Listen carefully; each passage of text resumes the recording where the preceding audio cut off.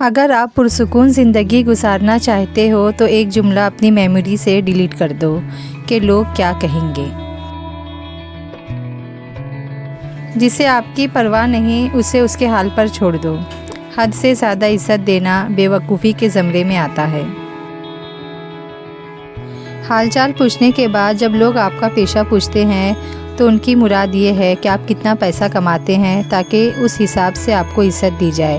تلخ لیکن حقیقت۔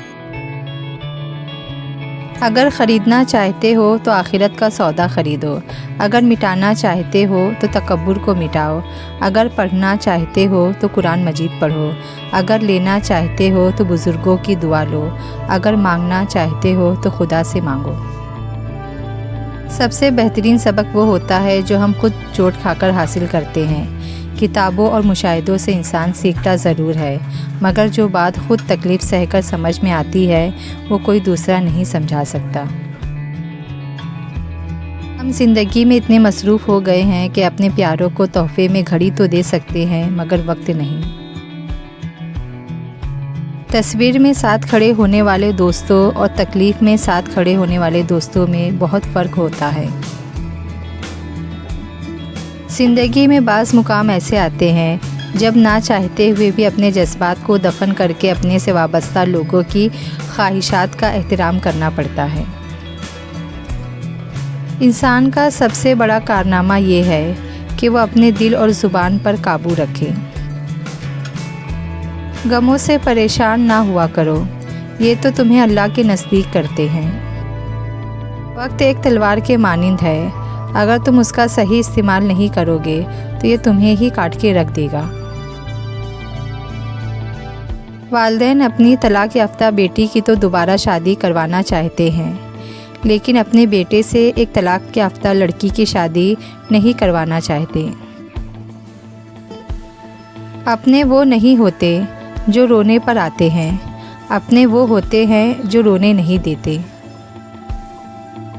کوئی آپ کے لیے دروازہ بند کرے تو مسکرا کر اسے بتائے کہ کنڈی دروازے کے دونوں طرف ہوتی ہے۔ جب انسان سمجھتا ہے کہ وہ غلط بھی ہو سکتا ہے تب وہ ٹھیک ہونے لگتا ہے۔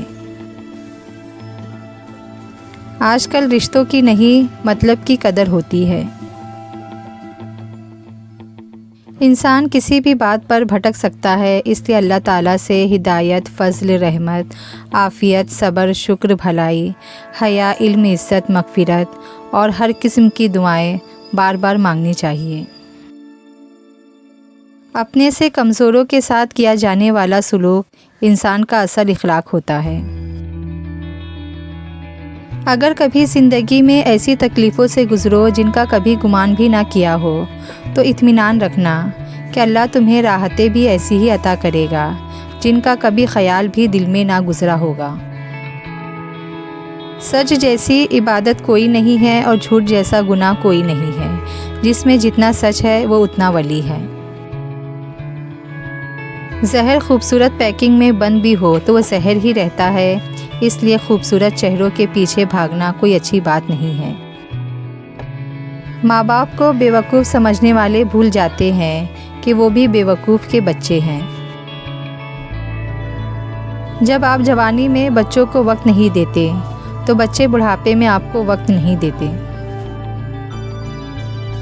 اگر تم خود ترقی نہیں کر سکتے تو دوسروں کو ترقی کرتا دیکھ اپنی آنکھیں بند نہ کریں۔ عزت کے موتی پر ذرا بھی میل آ جائے تو سینکڑوں دریا بھی اسے دھو نہیں سکتے۔ شادی ایک ایسا خوبصورت اور مقدس بندھن ہے جس میں پیار محبت کی جو مٹھاس، اس کی لذت کسی اور رشتے میں محسوس نہیں کی جا سکتی۔ والدین اور بزرگوں سے زبان درازی اور ان کی نافرمانی کر کے اپنی خوشیوں اور کامیابی کے دروازے بند نہ کرے۔ والدین اور بزرگ ہمیشہ نہیں رہتے، لیکن ان سے کیا ہوا نامناسب سلوک اور بد اخلاقی دنیا و آخرت دونوں میں باعزت اور سرخرو نہیں ہونے دیتے۔ جس طرح بیٹیوں کو سکھاتے ہیں کہ بیٹی خاوند جھڑک لے تو صبر کرنا، اپنا گھر نہ خراب کرنا، اسی طرح بیٹوں کو بھی سکھائے کہ بیٹا تمہاری بیوی اپنے ماں باپ کے جگر کا ٹکڑا ہے جو انہوں نے تم پر اعتبار کر کے تمہارے حوالے کیا ہے۔ اگر کبھی کوئی بات اچھی نہ لگے تو صبر کرنا، اسے پریشان نہ کرنا، تکلیف نہ پہنچانا۔ اللہ تعالی ہم سب کی اصلاح فرمائے، آمین۔ ایک عورت نے کسی عالم سے پوچھا، اسلام نے ہمیں شوہر کی فرما برداری اور اطاعت کا پابند کیوں بنایا جبکہ شوہر کو ہماری اطاعت کا پابند نہیں بنایا؟ عالم نے پوچھا، اس شوہر سے تیرے کتنے بیٹے ہیں؟ عورت نے بولی 3 بیٹے ہیں۔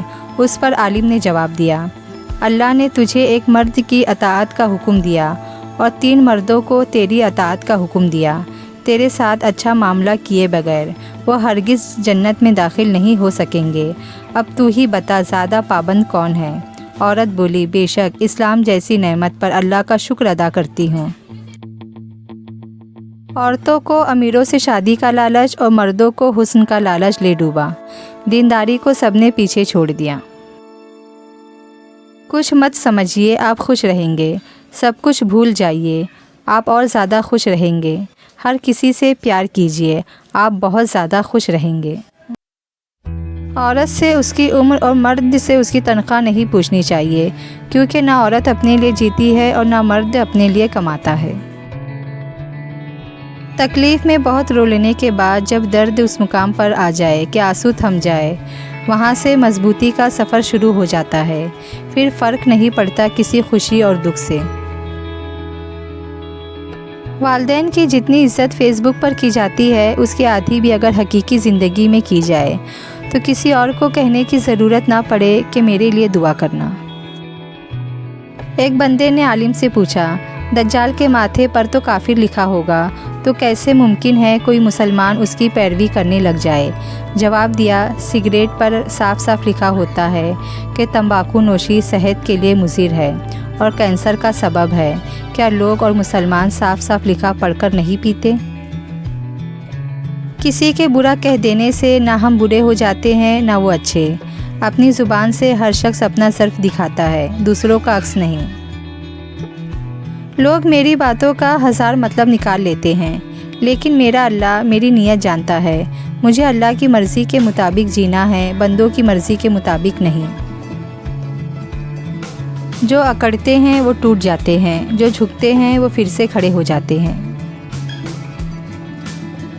پتھروں کے جڑنے سے گھر بنتے ہیں اور دلوں کے جڑنے سے گھر آباد ہوتے ہیں۔